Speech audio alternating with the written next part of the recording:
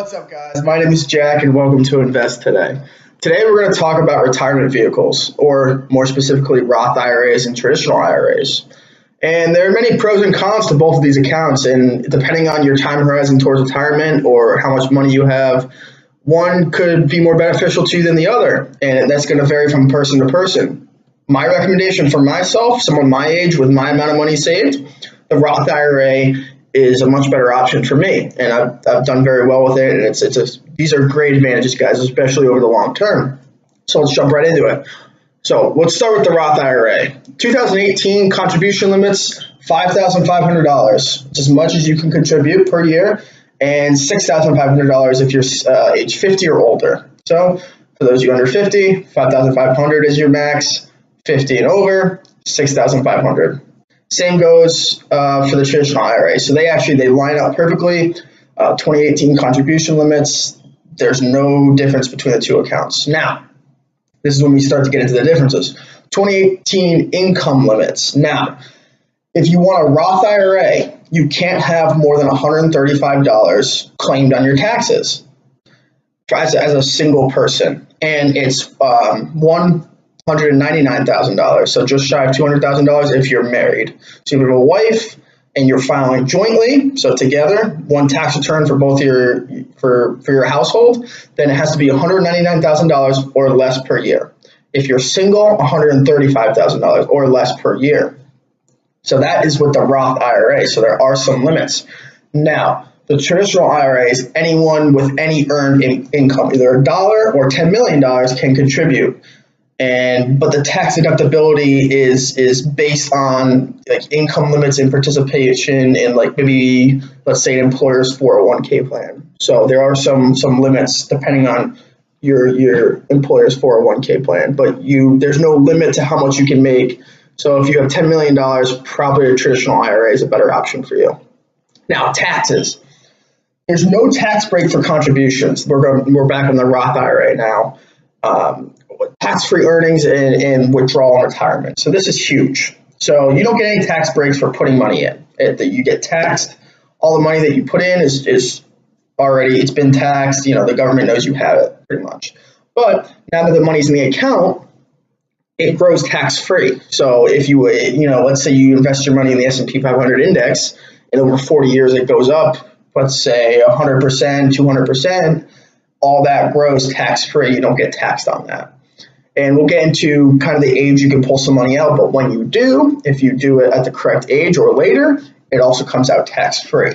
Now, that is completely opposite to the traditional IRA, which is tax deductible in that current year. So you don't pay your taxes when the money goes in.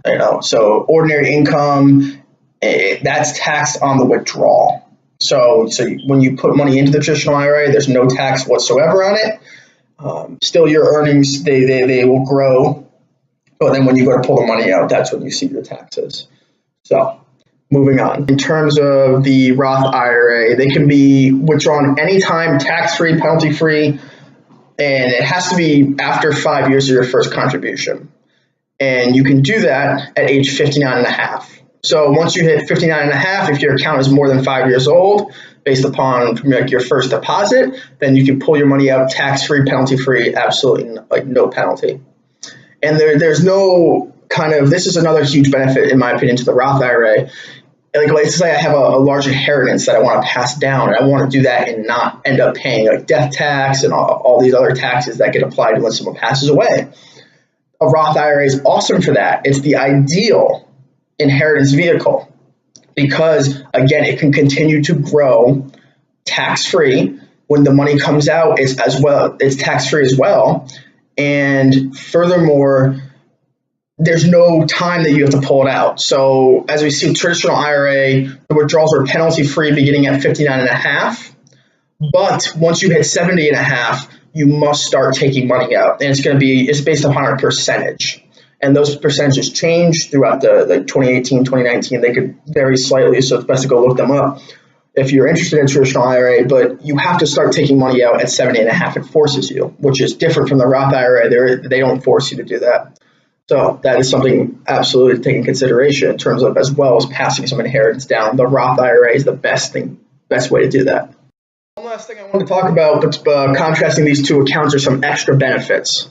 Now, after 5 years in the Roth IRA, up to $10,000 can be withdrawn penalty-free in order to cover first-time home buying expenses, some qualifying education, or some hardships. And this goes, it's the same thing for the traditional IRA. And however, there is one added bonus for the traditional IRA. Contributions to the IRA, it lowers your taxpayer's AGI potential. So pretty much what that means is you're going to end up paying less taxes if you end up contributing slightly to your traditional IRA. So that's also something to take into some consideration. And all in all, there is one more thing that I would like to add personally. The big reason that I went with the Roth IRA compared to the traditional IRA is that any money I'm putting in is getting taxed now. I'm not making, or I hope I'm not making, anywhere near what I will be making 40 years down the road. So if I was to, now we know the pyramid tax structure, kind of the more you make, the more you get taxed. In America, at least, I want to take advantage of getting taxed now at the lowest tax bracket possible. So when I get older and I want to withdraw that money, I already paid my taxes on it, so it comes out tax-free. Now, if I did a traditional, I'd be paying some taxes on the way out, and I'd be at a lot higher tax bracket than what I am currently. So that's also something to take into consideration. And all in all, do your own research. Add this video to your like videos, click the subscribe button, add a comment, and let me know what you guys think.